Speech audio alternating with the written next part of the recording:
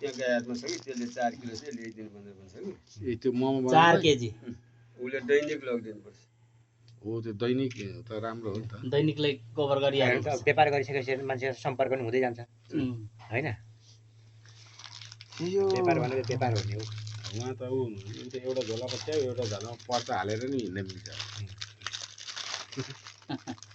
किसानसँग Nepal communist किसानसँग हामी चाहिँ किसानसँग मेलमिलाप गर्ने भेटघाट गर्ने भन्दै हिँड्ने कि दाइ यो कुरा तपाईँसँग आएपछि धेरै कुरा बुझिनु हो हाम्रो कुरा दाइले बुझ्ने दाइको कुरा हामीले बुझ्ने फेरि यो हाम्रो एउटै कुरा हो फेरि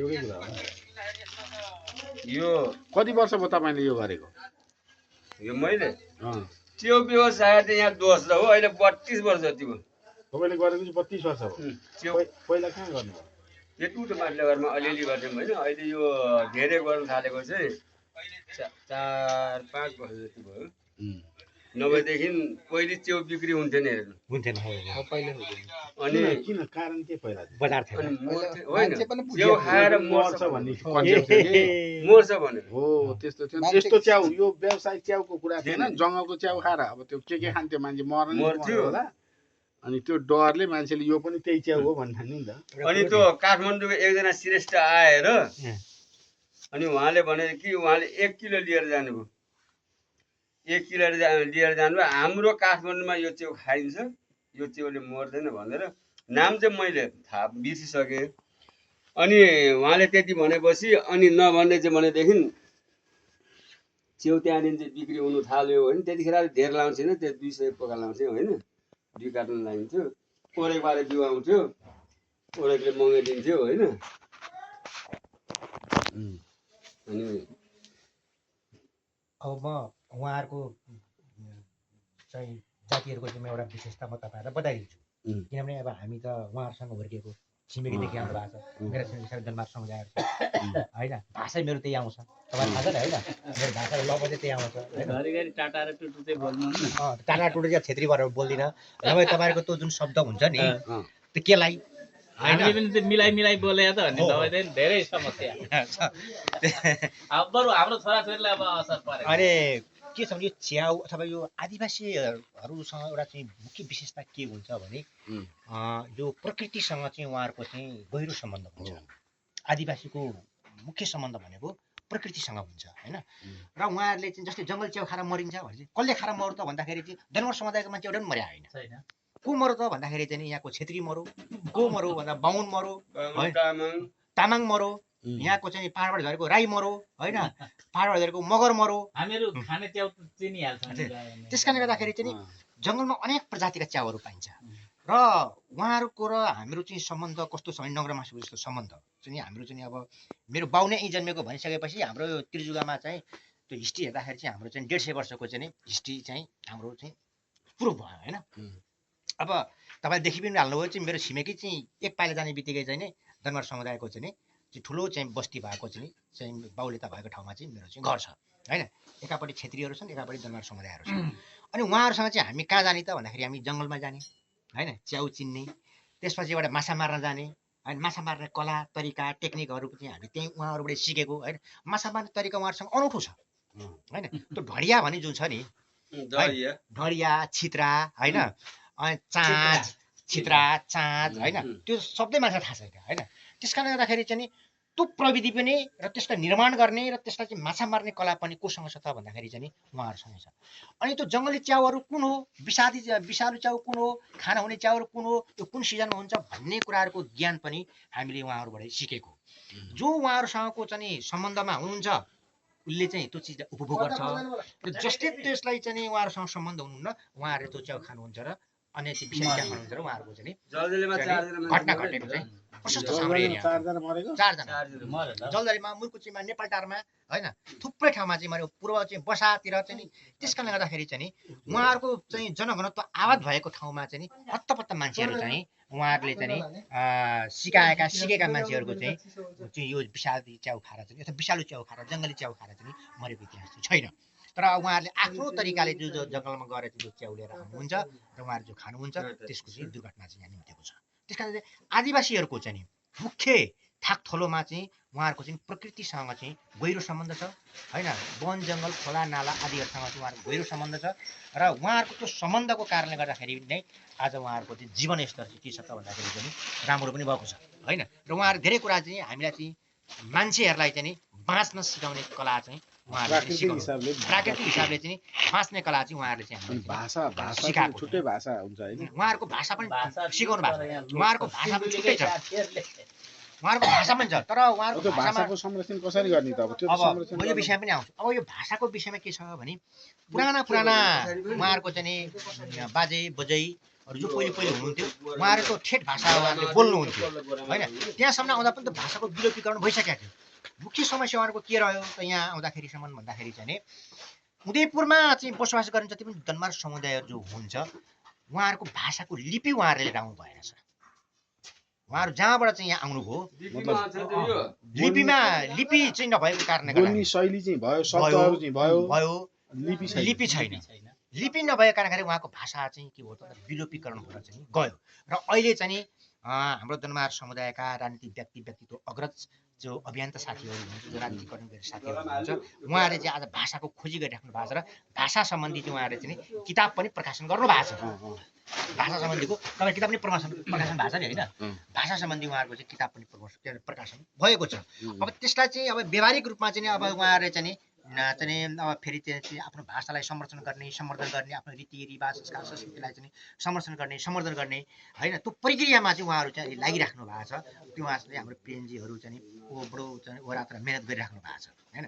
अब यो भाषा कहाँनिर छ त भन्दाखेरि चाहिँ अब यो कछाडे गइसकेपछि चाहिँ फापरबारी हुँदै चाहिँ त्यो चाहिँ मकवान के भन्छ चाहिँ सिन्धुलीको चाहिँ के एउटा गाउँपालिका छ, कस्तो जहिले बिर्सिन्छु होइन। त्यहाँ चाहिँ नि उहाँहरूको ठ्याक्कै र त्यहाँको चाहिँ साथीहरूको चाहिँ ठ्याक्कै चाहिँ नि संस्कार संस्कृति कल्चर चाहिँ मिल्छ। जस्तै चाहिँ सिन्धुलीबाट त्यहाँ चाहिँ हाम्रो चाहिँ शशि कमरेड आउनुभएको थियो। जब शशि कमरेड चाहिँ म कहाँ आउनुभएको थियो, मेरो घरमा आउनुभएको थियो पार्टीको सिलसिलामा, जब त्यो समुदायभित्र जाने ओहो हाम्रो समुदायका मान्छे यहाँ पो हुँदो रहेछ भनेर चाहिँ उहाँले चाहिँ आफ्नो समुदायलाई उहाँले चाहिँ पहिचान गर्नुभयो।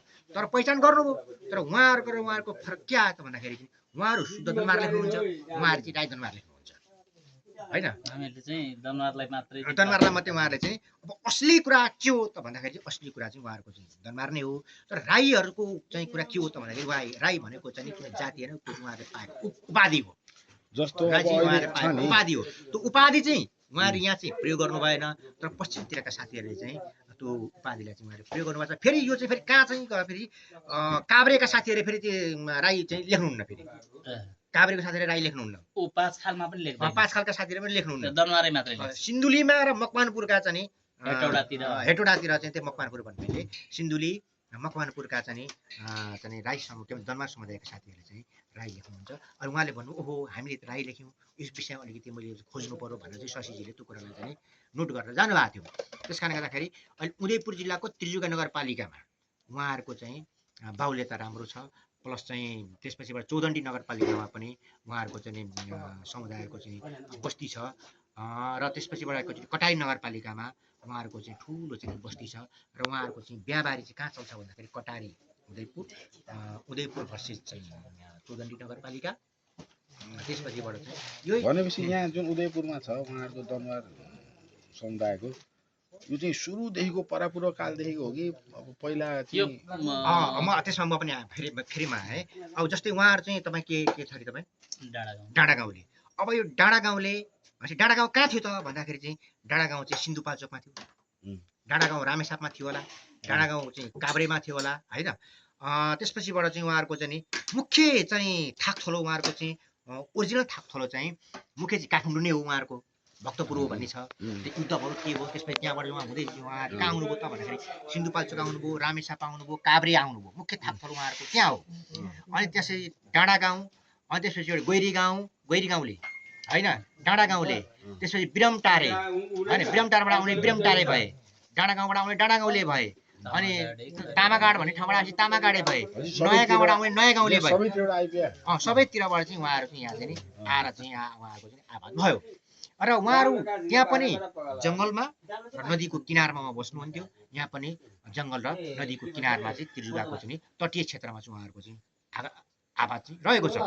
जस्तै चाहिँ अब खरीगाउँले पनि हुनुहुन्छ यहाँ, चाहिँ कहाँ त भन्दाखेरि खरिगाउँबाट चाहिँ उहाँहरू आएको कारण यहाँ खरिगाउँले हुनुभयो होइन। अब बोगलटार यहाँ बोगलटारे पनि हुनुहुन्छ, बोगलटारबाट आउनुभयो उहाँहरू चाहिँ बोगलटारे हुनुहुन्छ, भीमटारे भनिन्छ। अझै उहाँ भीमटारबाट आउनुभयो उहाँ चाहिँ भीमटारे हुनुभयो भनेपछि उहाँहरूको चाहिँ दनमार पछाडि चाहिँ उहाँको जुन थर जो कायम भयो, जो गोत्र जो कायम भयो, त्यो चाहिँ उहाँहरूको ठाउँबाट नै जो कायम भयो, ठाउँको नामबाट गोत्र जस्तो भयो होइन। तर असली गोत्र चाहिँ उहाँहरूको चाहिँ अर्कै छ जस्तो लाग्छ मलाई। उहाँहरू त्यसलाई चाहिँ अलिकति अनुसन्धान गर्दैछन्, साथीहरूले गर्दै हुनुहुन्छ होइन। त्यो चाहिँ ठाउँको नाम हो, उहाँको चाहिँ थाकथलोबाट आउनु भएको ठाउँको नामबाट उहाँहरूको सामाजिक कुराहरूमा हेर्दाखेरि अरू जातिहरू हुन्छ नि, जस्तो बाहुन छेत्री अरू जातिहरू भन्दा चाहिँ यो समुदायको अलि बढी समाजवादी खालको सामूहिक बसाइ, सामूहिक रहनसहन, सामूहिक कामकाज हो। अब म त्यसमा पनि अब मैले चाहिँ थाहा पाएको कुरा के हो भने समाजवादी टाइपको होइन। उहाँहरूको चाहिँ जस्तै हाम्रो देशमा के छ त भन्दाखेरि चाहिँ संसारमा चाहिँ दुईटा चाहिँ सत्ता छ, एउटा मातृसत्ता र पितृसत्ता छ होइन। उहाँहरूको चाहिँ मातृसत्ता चाहिँ छ होइन। उहाँहरूले चाहिँ आफ्नो छोरीलाई आफ्नो चेलीलाई चाहिँ उहाँहरूले असाध्यै माया गर्नुहुन्छ। जस्तै चाहिँ छोरालाई उहाँले जति सम्पत्ति दिनुहुन्छ, छोरीलाई पनि उहाँहरूले चाहिँ पेवा भन्ने शब्द चाहिँ, पेवा भन्ने जुन शब्द छ नि, त्यो पेवा भन्ने शब्द चाहिँ उहाँहरूको चाहिँ भाषाको चाहिँ एउटा चाहिँ शब्द हो। त्यो कुनै चाहिँ हाम्रो चाहिँ भाषा होइन। पेवा भन्ने शब्द चाहिँ उहाँहरूको चाहिँ भाषाको चाहिँ एउटा के हो त भन्दाखेरि चाहिँ त्यो पेवाको त्यही भाषाबाट अरूले पेवा पेवा भन्छ। त्यही भाषाबाट आएको मात्रै चाहिँ उपभोग गर्न पाउने अधिकारलाई पेवा भन्छ होइन। चाहिँ उहाँहरूले छोरीको नाममा चाहिँ पेवा बनाइदिने अनि केही सम्पत्तिहरू त्यहाँ चाहिँ राखिदिने होइन। र चाहिँ त्यो शब्द चाहिँ आज हाम्रो चाहिँ जनजीवनमा पनि आइपुग्यो, उहाँबाट चाहिँ हामीले लिएको चाहिँ शब्द हो भन्ने मलाई लाग्छ एउटा कुरो। र उहाँहरूको चाहिँ मातृसत्ता किन चल्छ भन्दाखेरि उहाँहरूले चाहिँ छोरीलाई चाहिँ अथवा चाहिँ बुहारीलाई चाहिँ उहाँहरूले चाहिँ सक्त अधिकारहरू दिनुभएको छ एउटा कुरा। दोस्रो कुरा के छ भने जस्तै चाहिँ नि रामदल भन्ने उहाँहरूको सांस्कृतिक चाहिँ एउटा के छ त भन्दाखेरि चाहिँ एउटा परम्परा छ। बिहा गरिसकेपछि त्यो बिहा गरेको घरमा, त्यो बिहा गरेको घरको ले चाहिँ मकै रोपिसकेपछि चाहिँ त्यहाँ चाहिँ अनिवार्य रूपमा रामदल मकै रोपिसकेपछि त्यो बिहा गरेको नयाँ घरले चाहिँ अनिवार्य रूपमा चाहिँ रामदल खेल्नुपर्छ होइन। रामदल खेलेर चाहिँ उहाँहरूले चाहिँ त्यो चाहिँ आफ्नो चाहिँ विधि चाहिँ छोराको बिहा गर्दाखेरि नयाँ बिहा भइसकेपछि त्यो घरबाट चाहिँ अनिवार्य रूपमा रामदल खेल्नुपर्छ। त्यो चाहिँ सामूहिक रूपमा हुन्छ र उहाँहरूको अहिले पनि सामूहिक रूपमा काम गर्ने समाजवादी जो मोडलको जो कुरा छ, जो कम्युनिटीको जो कुरा छ होइन, त्यस कारणले त्यो समाजवादी मोडलको मुख्य चाहिँ काम चाहिँ उहाँहरूले कसरी गरिराख्नु भएको छ भन्दाखेरि चाहिँ उहाँहरूको चाहिँ आफ्नो कम्युनभित्र चाहिँ आफ्नो कम्युनिटीभित्र चाहिँ उहाँहरूले चाहिँ त्यो अन्तर्गतको चाहिँ कार्यहरूलाई चाहिँ उहाँहरूले चाहिँ सामूहिक हिसाबले चाहिँ उहाँहरूले चाहिँ सुसम्पन्न गर्ने, जस्तै बिहा वर्तमान कुनै चाहिँ ठुलो कार्य अथवा कुनै खेती रोपाई, मकै रोपाई, धान रोपाई, धान गोडाई होइन, ल्याउने सारा कुरा चाहिँ उहाँहरूको चाहिँ सामूहिकबाट चाहिँ त्यो काम चाहिँ उहाँहरूले चाहिँ सम्पन्न गर्ने उहाँहरूको चाहिँ एउटा जातीय परम्परा जस्तो चाहिँ रहेको छ, जसलाई हामी चाहिँ समाजवादको एउटा मूलको रूपमा चाहिँ त्यसलाई अरू विस्तार गर्दै अरू ठाउँमा पनि त्यसलाई जोगाएर समाजवादको भ्रूणको रूपमा विकास गर्न सक्ने सम्भावना प्रशस्त छ। व्यवहारमा त समाजवाद त्यहाँ रहेछ नि त। अहिले चाहिँ अब पारिश्रमिक तोकेर चाहिँ काम गराउन मान्छेहरू अन्य समुदायबाट अलिअलि सिक्न थाल्यो। नभए प्रायः हाम्रो समुदायमा हलो जोत्न होस्, धान रोप्न होस्, धान काट्न होस्, मकै गोड्न सबै चाहिँ साझा उसकोमा जतिजना गएको छ त्यो घरबाट नि फेरि त्यति नै जना यता पर्माको रूपमा तिर्न आउनु पर्यो। त्यस्तो गरी चाहिँ खेतीपातीहरू काट्ने भनेपछि अलि बढी प्रकृति सम्बन्ध, प्रकृति प्रेमी हरेक कुरा कामको हिसाबले, संस्कारको हिसाबले, संस्कृतिको हिसाबले, उत्पादनको हिसाबले अब यहाँ एउटा कुरा चाडपर्व पनि तपाईँ जस्तो नुहागी भन्ने छ, नुहागी पनि तपाईँ चाहिँ धानलाई नङले उडारेर भात खाने, भात बनाउने, नयाँ चामल भनेपछि त्यो तपाईँ अहिले पो मिल ढिकी जाँतो पछि विकास भयो। मानव समाजको प्रारम्भ कालमा त त्यो धानलाई त नङले नै छुट्याउँथ्यो पहिलो। त्यो नङले छुट्याउनुको कारण चाहिँ अब ढिकीमा जाँतोमा जाँदाखेरि अरूसँग अरू सबैको घरमा ढिकी जाँतो हुँदैन, अरूसँग बोल्नु पर्ने हुन्छ। अनि त्यो चाहिँ आफ्नो खानदान, आफ्नो चाहिँ खानदानले मात्रै चाहिँ बोलेर चाहिँ बनाउनु पर्ने भएको हुनाले आफैले चाहिँ मात्रै त्यो नङ्ग्याएर अनि चामल बनाएर अनि त्यो चाहिँ चढाइने, जुन त्यो नुहागीमा चढाइने चामल छ नि, त्यो नङद्वारा नै खोस्याएर चाहिँ यो त पहिला त आम रूपमा सबैले के छ भन्दाखेरि मानव जाति सबैले नङले खोस्याउँथ्यो पहिला होइन। तपाईँ दनुवार जातिसँग मात्रै होइन कि कुनै पनि मानव समुदायसँग ढिकी थिएन, जाँतो थिएन। जतिखेर धान पत्ता लाग्यो खाना हुन्छ भन्यो, तर त्यतिखेर अरू साधन नभएको हुनाले नङले गर्नु पर्यो।